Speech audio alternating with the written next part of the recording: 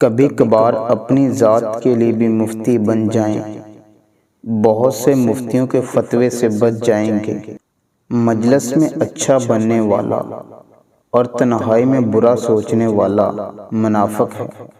خدا سے دعا کیا کریں کہ آپ کو برا اور منفی سوچنے کی عادت سے نجات دے۔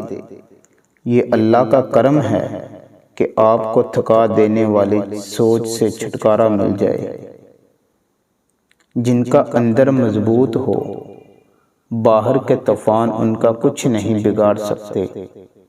کبھی کبھی یہ سننے کی کوشش کریں کہ آپ اپنے آپ سے کیا باتیں کرتے رہتے ہیں۔ ان باتوں کا معیار ہی آپ کی اصل شخصیت کا عکاس ہے۔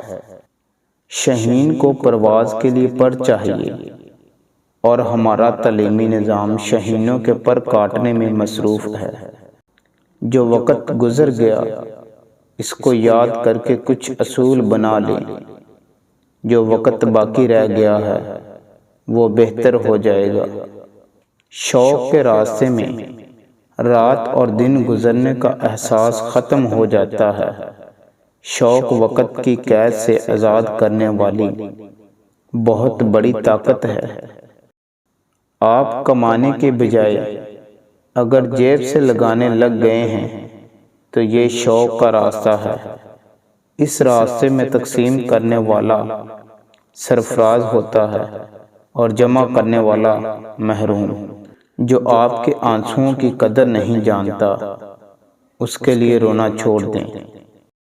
سخاوت اس یقین کا نام ہے کہ جس نے مجھے نوازا ہے، اگر میں اس کی نوازشات کو تقسیم بھی کر دوں تو وہ مجھے دوبارہ نواز دے گا۔